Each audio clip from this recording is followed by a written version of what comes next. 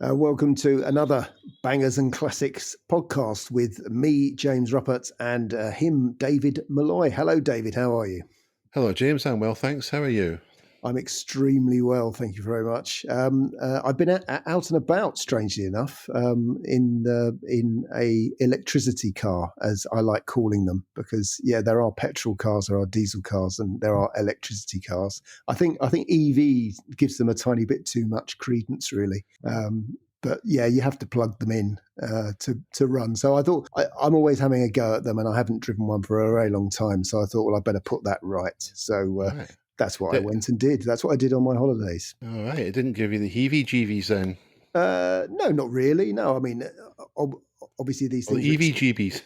EVGBs, yeah. Obviously these things are extremely well engineered. You know, you can't really knock them from that point of view. But you can just on the basic practicalities. So, I mean, you can say, that's very good engineering and very clever and all that sort of stuff. But if you dig a tiny bit deeper, they sort of don't really make a lot of sense. And it's not controversial to say I don't think they will ever become a banger or a classic. For many obvious reasons. Maybe something might become a classic, but it'll have to be in a museum and probably not plugged into a battery because you won't be able to get the battery as a spare part anymore. Maybe the original Tesla Roadster. Yeah, it's based on the Elise. That could be exactly. That's probably the only one. But for the rest of them, I don't know. As you've said to me, they really are pretty much appliances. Although the strange thing about the one I drove, it was from a company who have actually been fairly EV skeptic, and they continue to be actually. And they've got a broad portfolio of engines. They're not sort of saying next week every car is going to be a battery car, because they realise that there's a lot more to it than that. But they have to pump out an electric car in order to to abide by the regulations. But they make great claims that it can handle well and all sorts because it's got a lighter battery. It hasn't got so much battery as the other 2 and 3 ton battery cars. But you just wonder what the point of it is, and you get told off for having a go at the range. But 124 miles on a good day, when it's probably quite warm, is not spectacular. It's not going to get you anywhere around the country. If anybody's done any sort of business driving around the country, 124 miles is probably something you will do in the first couple of hours of going anywhere to do anything. And if that's the extent of your range, you're going to be in trouble. But then they always say, well, you have different cars, so then you're thinking, well, what is the point then? If one car can't do everything, why should I go backwards in time and have something that's worse? That is always my point. I went to the electricity car event in my old car, which has more than twice the range, and that's quite a heavy drinker. My old car, it'll gulp 4-star like it's going out of fashion, but it will get me there, get me back. And actually, if I needed a recharge, that's going to take 5 minutes, isn't it? I'm just going to stick the old pump in it, and I'm off again. So it was good to drive it. It was good to see it. Again, it's one of those modern cars that flashes at you and tells you what you're doing wrong all the time. But it was interesting to do. But in a way, it confirmed it's not for me. And it will never be a banger or a classic. Yeah. I mean, I know the car you mean. There are some good things about it. Going into its construction, its design, which I wholeheartedly approve of. The range would be a killer for me. I have to say, it's if you live in or close to a city and you just travel in and out of the city or to the town or whatever, then that's fine. Yeah, these cars are perfect for that. But if you're traveling a longer distance, they're not really very good, because then you're going to have to stop, as you say, and charge up. The best will in the world, it's going to take you 30 minutes to maybe an hour, even with a high-speed charger, to get a full charge in there. And if you're traveling, say, I live obviously north of the border. A lot of my family live in London, so if I want to go and see them and take that car, I'm going to have to make at least 3 stops to get there, and that's not ideal. It's far from it. So should we leave that there? Should we unplug the battery car talk there for this week? And I don't think either of us are confirmed internal combustion engine disciples, that we're not prepared to look at anything else, because I think that's far from the case. It's just, it has to work, it has to be good. Hydrogen, I think, offers the best alternative if they can find a way of producing it in an ecologically sound manner and in sufficient volume. Exactly, but there are the synthetic fuels that are showing up now as well, and that seems like quite a good way of powering a car, because the car doesn't distinguish between a fossil fuel and a synthetic fuel. So well done to it. Right, and on that note, we will take a very short break. You're listening to the Bangers and Classics podcast with James Ruppert and David Milloy, the Batman and Reliant Robin of motoring podcasters. So, James, did you hear the news recently that a Bond bug sold at auction for £29,000, including the buyer's premium? Now, don't get me wrong, I think Bond bugs are great. I think they're fantastic. 29,000 quid. That's got to be a joke of some sort, hasn't it? Well, it has, and also it's only got 3 wheels as well, hasn't it? So, yeah. Less rolling resistance, my boy. Absolutely. When 4 would be ideal. So yeah, someone must have a great sense of humour if they bought that. Now, absolutely, I completely agree with you. I love the look of the Bond. I think it's a great little car. But yeah, I couldn't justify spending that amount of money. And I think all we can take from that is that the person who spent that thought it was worth it, and maybe they've spent their whole life looking for the perfect Bond bug, and that's what they paid. Well, this one has been restored, yeah. Yeah. But it's just, I'm using it as a wide, I know to highlight a wider example. I'm not singling out the poor old Bond bug, because, as I say, I really am very fond of them. I think they're great fun cars, but it's classic car prices in general, and indeed car prices have just skyrocketed since the first lockdown came in last year. And I'm struggling to understand why people think that's a good idea. I suppose if you're selling it, it's good, but we've seen this before in the market, haven't we? The boom and bust cycle. We have, yeah. If you go back to 1989, there was quite a big collapse in Japan, and we sort of caught a cold as a result. And by 1990, you sort of couldn't give a classic car away. And the unfortunate thing was, and this is what could happen again, what you're alluding to is that, people would spend 50, 60, 70, 80, 90,000 pounds on a vehicle, and it's, they would struggle to get 10,000 back. And quite often these were fully restored cars. Sometimes they weren't. Sometimes because of the inflation in the market, they were just paying over the odds, because there was a point at which it looked as though you could never lose on a classic car, and it looks about the same now. So that's why we should be very, very worried when people are telling you to invest in something now. That usually means the investment opportunity has long gone. Yeah. So there could be a crash coming soon. So what we would advise on Bangers and Classics, because we like both, is a certain amount of caution. By all means, buy a classic, because they're great, but just be careful that you don't overextend yourself and pay the consequences later on. Anyway, it's your money, of course, and you can do what you like with it, but that's our take on it. Now, moving on from classic cars, we did talk a couple of weeks ago about the Tony Scott commercial for Shell TV. Shell TV. I'll start that again. We did talk a couple of weeks ago about the Tony Scott commercial for Shell Petroleum, and that was filmed, we think, somewhere near the Ribblehead Viaduct. One of the chaps out there, who's on Twitter, called Peter, very kindly suggested that the location that you used for filming could be the A66 or the A69. I agree that whilst it looks similar, I did actually spend time in the past looking over those locations. I couldn't find anything that matched apart from Ribblehead Viaduct. So if anybody knows or can tell us where the filling station is or was located in that video, or indeed the location of any of the roads used, we'd be most grateful. At least certainly I would. Absolutely. I think this is your own personal obsession, David, and the sooner that it's resolved, the better, because you're going to go on about this forever, really. Oh, God, yeah. I'm down the rabbit hole on that one, James, down the rabbit hole. Good for you. It's I say I was quite pleased when I found the Ribblehead Viaduct, but I haven't found the section of road yet. It's just a road I'd like to drive someday, that's all. Yeah. And I have driven the A66 a couple of times and been looking at everything. Could this be the section? Could that be the section? And I hate to say this, and this makes me sound really sad, but that's because I am. I got Google Maps out one day and went down to street level and basically drove the road virtually, and I couldn't find sections that matched. The road may have changed, of course, since 1984, and maybe that's the reason why. But there we go. So still staying with classics. Underrated and overrated classics. Any particular you can think of, James? Not to spend too much money on, of course. No, that's right.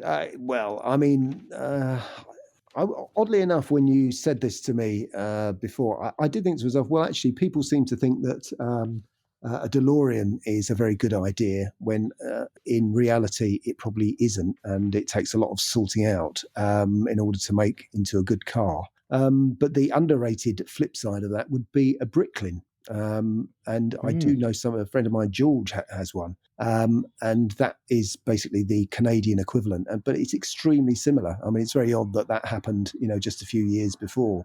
But that is, if you point that out to people, a lot of people have never ever heard of it, never seen one.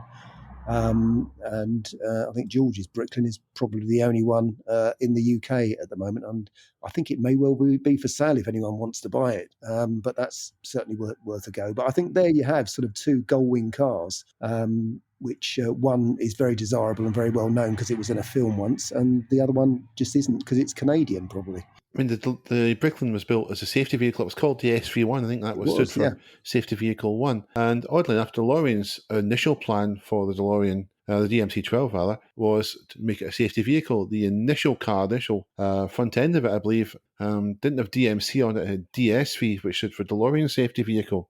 So I think he was quite inspired by the Bricklin. Unfortunately, neither had good endings to them. No. I have a funny feeling that quite a lot of the stock from Bricklin, certainly spare parts, etc., ended up in the same place as quite a few of the surplus DeLoreans back in the day. It was a company that specialised in such things and made a good bit of profit from it. Yeah. I have to say this, though, of the two, be honest, I would go for the DeLorean. Personally, it's not even because it's in the film. I just love the look of it. The Bricklin, I mean, it's still an attractive car, still a desirable car, and if you're looking for a sorted car of that era that's a little bit different, it's got gull-wing doors, it's got the big V8 engine up front, then that's really the one to go for, isn't it? Yeah, it is really. Yeah, I mean, the only other thing I thought about, which is maybe sacrilege to some people and is actually part of our logo, the Bangers and Classics logo, is actually the VW Beetle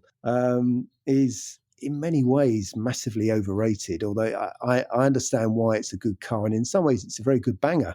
But as a classic, I mean, I've always found them quite disappointing things to drive and be around, but that's just me, and I know that it's got a very big fan club, and they'll probably come after me now. Yeah, I suppose the thing with the Beetle is, again, it's a simple car. It's like one of my favourites, the 2CV. It's a design that emphasises simplicity over everything else, and for that reason, it works very well. It's not a car that I would choose to buy. I've never really fancied one, though having said that, I suppose the original Beetle Jeans model, from the early 70s, that might appeal. If you remember that, James, that was one of the early designer cars. Yeah, it was. But you actually could get sponsored because they used to paint up all sorts of cars with the Levi stuff, and they weren't actually wrapped; they were actually painted. But I can remember one in a car park near to me, and that's back in the day. And they were actually paid to have their car, and it was a Mini painted in Levi colours. So yeah. Yeah, and again, if anybody knows about that or own one or had a relative with one, we'd like to know more.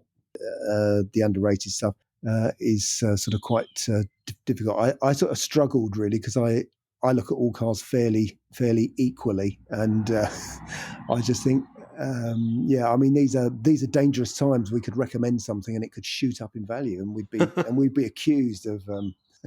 Would we get a cut? Well, it'd be brilliant if we did, but but we have such tremendous power at the Bangers and Classics podcast that just electrical power.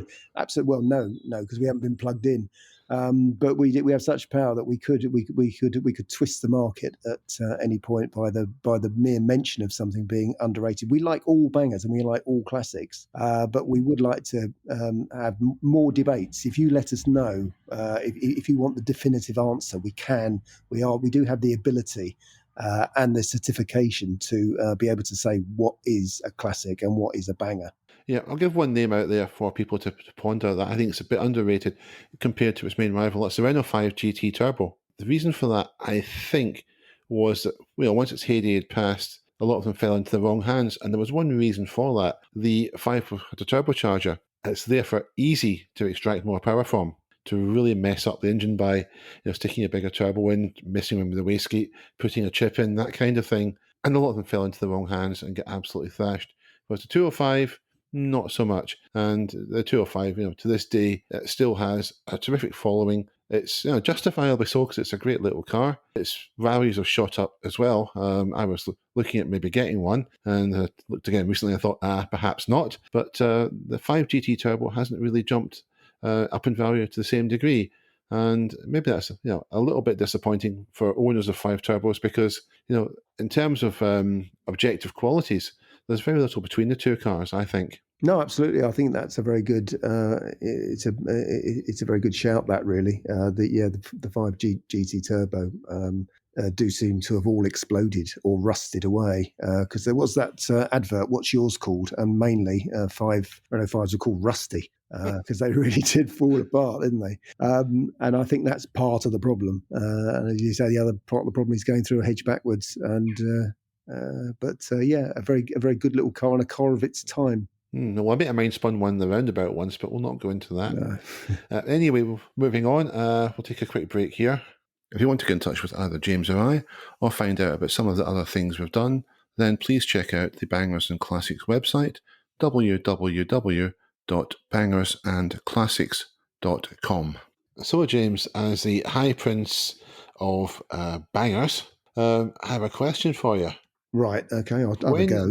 When does a banger become a classic? Is it just a question of inevitability over time, or are there other factors at play? I think there's all sorts of factors, and I wrote about this extensively in the Bangernomics diet. If I was a cleverer person, I would have had the book with me. But because I'm actually in my garage at the moment, because I like it out here with my classics and bangers. I don't have the chapter and verse on it, but basically I came up with the concept of the 7 ages of car. So a car is brand new, so that's the first age. I'm going to run out of numbers here, I think, at some point. Then it becomes a nearly new car, where sometimes you can buy them for something like quite a lot off because of depreciation, which is something we do approve of, because you're on the way to Bangerdom there. And then it can be sold, and then it's just a standard used car, but probably with a warranty, for the, maybe 3 to 5 years old. And then it becomes sort of a really used car. I think I use cleverer categories than that. And then there is the point at which, and it's usually about 10 years in most vehicles' cases, in that they are so far out they cannot be warranted by anybody, but they still end up as used cars, and they must be classed as bangers. So most of the depreciation has been wrung out of them, but they've still got an MOT. They're still useful. They can still do a job. And then they can go either way. There's 2 ways that they can go. They can be scrapped because they've failed their MOT and they're a bit rubbish, and that's the best place for them. Or they could survive. If they survive, I think they enter a category, and this may be 6 or 7, I don't know, which is ironic classic. I think there is a point at which somebody who has a Morris Marina Ital and just thinks, yeah, it's quite a good joke to keep it going, or they may have no other car, and so it becomes a sort of slightly ironic classic. Whereas other cars, maybe BMWs and Mercedes, might become a classic much quicker because they were very highly rated when they were new, and so that automatically happens when they're used rather. So there is that little tiny bit where they go over the edge, and they do cross from banger to classic, or they go from banger to scrapyard. I think there are 2 routes to that, and that is my sort of 10 pence worth. But I explain it better in print. And if I'd been much better prepared, which I never am, it would have been a lot slicker the way I told it. But the 7 ages of car. So, but if anybody disagrees with that, some people might think, well, after a year, maybe a car is a banger because it's a terrible car or because it's very cheap and depreciation. I don't know, but that's my feeling. It's over 10 years old. It's had a good life, and people want to keep it going. So it goes from banger to classic. But you may disagree, David. No, not at all. I think that seems right. I think, James, when you're talking about cars making the jump to becoming a classic car, it's not even just about ability It's about desirability. You can take, for example, two cars such as the 205 GTI and the 309 GTI, which were virtually equal ability back in the day. Indeed, some people said the 309 was the better car. And if you look at those now, you'll find that the 205, which was almost the more desirable of the two, just because of the way it looked, I suppose, has gone on to have a great career as a classic car. It's very much in demand, prices have shot up, and you'll pay quite a lot of money these days if you want to buy one in really good condition. The 309 GTI, on the other hand, is rather languishing in the doldrums, at least in terms of value, in relation to its smaller sibling. Now, I was wondering, James, are you hiding in your garage because of the Air Force? I am absolutely. I'm in full camo gear, Right. and it means that I can make a run for it at any given moment. Right, because it wasn't recorded today, but the Air Force did pay another visit. Obviously, they're looking for James. It's pretty quiet here. They know where I live, and quite frankly, they think I'm more of a nuisance to myself than anything else. But James, obviously, is a dangerous man, folks, and they're out to get him, I reckon. One final thing, I think, for this week's Bangers and Classics, just a quick mention, is what I would describe as automotive archaeology. I'm thinking of lost car factories. Up in this part of the world, or not too far from this part of the world, we had the Linwood factory, which was a very substantial plant back in the day, and all that's left of it is the Roots admin office. But close to it, there's a railway bridge, and if you look at the railway bridge, it still bears, and it's very much faded now, but you can still see it, the Talbot logo and the Avenger and Sunbeam written on it. It's quite poignant, I think, to see that, because given that Linwood's been closed for nearly 40 years. But what I'm wondering is there any particular lost car factories or any other artifacts or memorials of that period that listeners might want to tell us about? For example, one classic example was the Renault factory in the Ile Segun in the Seine in Paris, which looked fantastic. Unfortunately, it's long gone now, and it's been repurposed. And of course, you had, if you're in Scotland, you've got the Agog factory in Alexandria, which was once, I believe, the largest car factory in Europe, if not the world. It's been gone for probably well over a century now, but the facade remains. I think that's quite an interesting thing, just looking at what's left after industry has moved on. As I say, if there's anything interesting in your area or that you particularly like, then please do let us know, and we'll check it out. Yeah, no, that's great, David. There's I live in Norfolkshire, and there is very little automotive relics of that kind. Unfortunately, here there isn't really anything at all. The only thing, I live close enough to the Ford factory for it to be part of our curriculum. So we would actually be carted off there in the 70s to say, "Would you like a job in this hellhole?" Dagenham. Dagenham. Yeah. So, and it's interesting to see what's happening to that. Is that parts of it are now becoming, like most things, housing estates. I think it's the stamping plant, which is being changed or has been changed into places to go and live. And that's what happens. But the unfortunate thing, as you say, is that they get obliterated, and the purpose for which they were there is gone. They're not repurposed to build other things. They are just flattened, or they're just turned into other things, and that does seem to be very, very sad. Certainly, when I used to live in London, it was quite interesting to see what they did with old factories, but most of the time they just knocked them down. And certainly if they were 1930s factories, they moved pretty quickly in the 80s to knock them down before anybody could put a preservation order on them. And once they're gone forever. And if they're just left with the facade, that's the best that we can put up with, because I think it's the if you go up a little bit further south of London, you've got obviously Thames Ditton. And that was home to AC for many a long year. And AC's factory was on the High Street Works. Closed down, I think, about 1980, and there's not a thing left of it now. The factory they occupied before it has, however, survived. It's on the river, and in recent years, one thing that's been really approve of and applaud is that the Amazing Cars sign at the back of it has been restored. It's just paint, but it's been repainted. And obviously, if you're on the Thames, you go past it, you'll still see that to this day, which is a nice reminder of what was once there.